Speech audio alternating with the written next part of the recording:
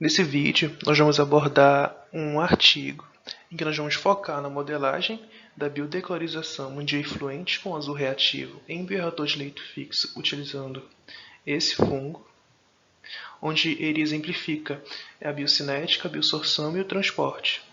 O meu grupo é composto por mim, John e Yasmin. Nós somos do curso de Engenharia de Bioprocessos, na disciplina de Simulação de Bioprocessos. Antes de tudo, é importante fazer um resumo sobre o que o artigo aborda.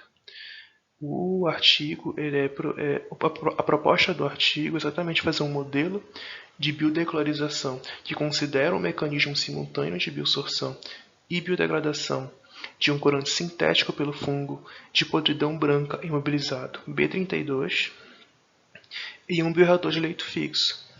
O modelo de biodeclorização foi usado para determinar o efeito de variáveis como o conteúdo de biomassa imobilizada, o fluxo volumétrico de águas residuais, a concentração de alimentação de corante e concentração inicial de corante. Por meio desse modelo, foi possível prever, no estado estacionário, os limites do fungo imobilizado para biodeclorizar o afluente poluído. Um modelo adimensional de biosorção e bioreação foi proposto para ser usado como critério, sempre que um dos mecanismos controla a biodeclorização. O modelo pode ser usado para um projeto e ampliação de bioreatores de leito fixo com fungos de podridão branca imobilizados para o processo de biodeclorização.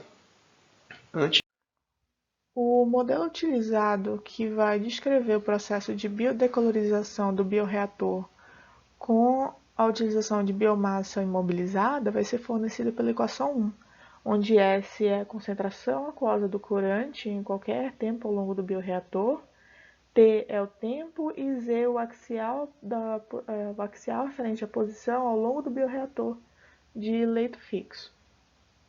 O modelo de biodeclorização foi desenvolvido a partir do balanço de massa diferencial do corante RB4 na fase líquida do bioreator de leito fixo. A figura 1 descreve todo esse procedimento, todo esse processo, onde D vai ser o coeficiente de dispersão do corante, o VZ vai ser a média do fluido numa velocidade axial e esse epsilon vai ser uma fração de espaço vazio dentro do leito. Aqui tem um fluxo de corante e nessa equação a gente vai ter o primeiro termo, né, que vai descrever todo o processo de dispersão e esse termo aqui que vai ser o processo de convecção forçada dentro do leito. Além disso, a gente tem também esse último termo que vai descrever a biodeclorização dessa biomassa dentro do bioreator. Além disso, esse modelo foi submetido a uma condição inicial que vai estabelecer que a concentração do corante dentro desse bioreator SZ ele vai ser diferente, podendo ser maior ou menor do que o corante na concentração de corante alimentado no bioreator. Outra condição limite vai ser a 1, em que ela vai dizer uma concentração de alimentação do corante constante na entrada do leito fixo. E outra que vai descrever um fluxo na saída do bioreator e vai dizer que ele não depende da posição. De começarmos, é importante falar sobre o balanço de massa. Fazendo o balanço de massa para o substrato, nós temos a taxa de entrada do substrato, menos a taxa de saída do substrato, mais a taxa de consumo do substrato, onde vamos chegar na taxa de acúmulo. Fazendo esse balanço, nós chegamos na equação abaixo, onde o ΔZ vai ser igual a zero. Como está tratando de um processo de imobilização, não vai ter essa variação.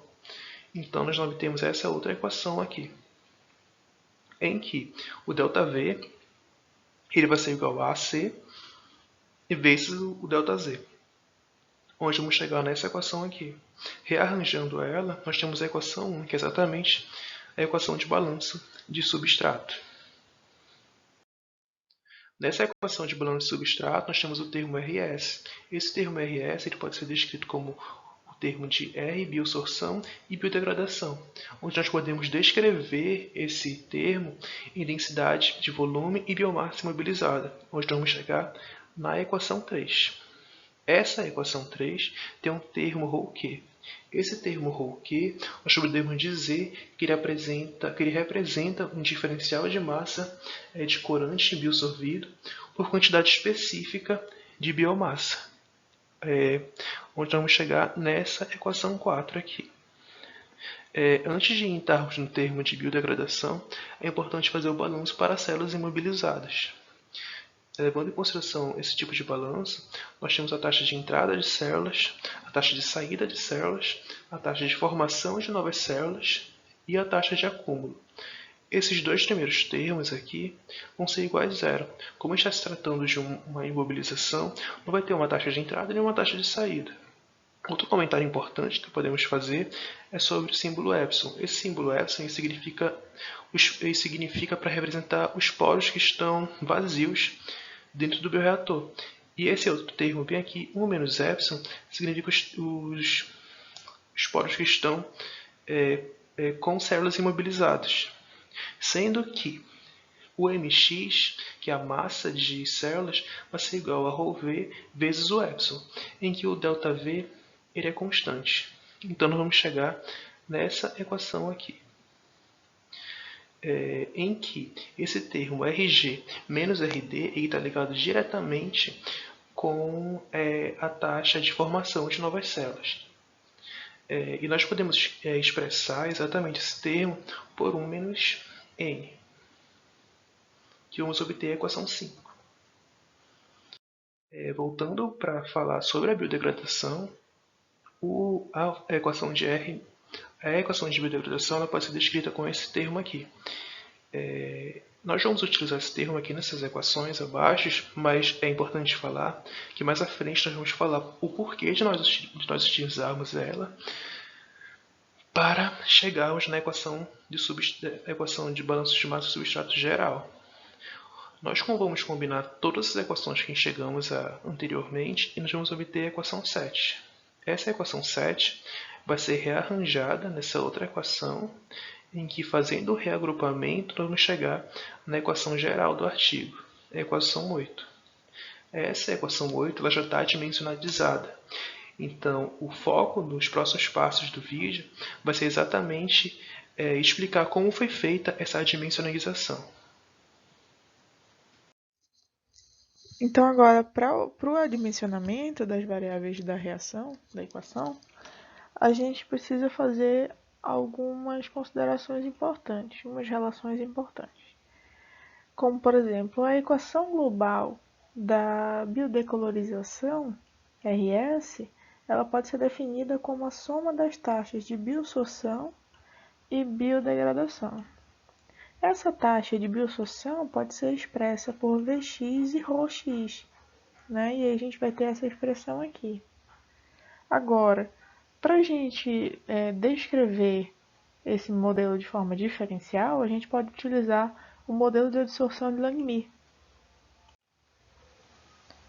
onde a gente vai ter derrom de Q e a gente vai poder fazer uma diferencial para relacionar.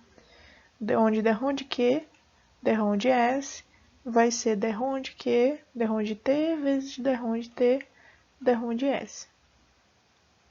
E assim a gente vai ter a nossa diferencial. Agora, como aquele quociente Vx sobre Vf pode ser escrito em termos de fração de espaço vazio, que é no caso o nosso epsilon, a gente vai ter o quociente entre o volume de suporte e o vazio, né? O volume vazio de espaço.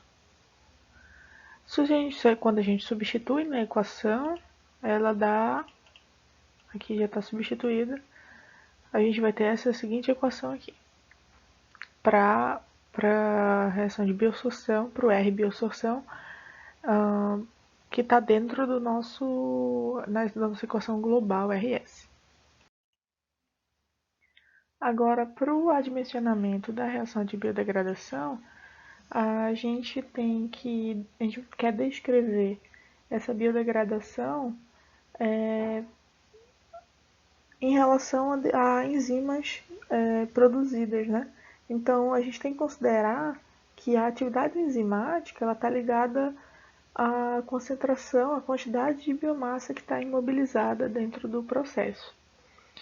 Com isso, a gente pode utilizar a equação de Contois, em que ela insere um fator x, que considera as quantidades, no caso de biomassa concentrada, imobilizada. Essa também é uma expressão que vem do Michaelis-Menten e Monod, é uma variação, mas ela expressa justamente essa concentração que a gente vai precisar.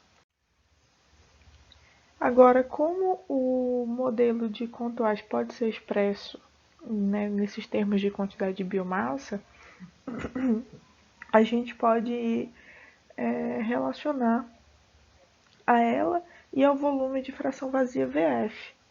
Ou seja, a gente vai ter uma expressão para x em que a gente vai conseguir substituir para a variável adimensional gama, onde a gente vai ter VF sobre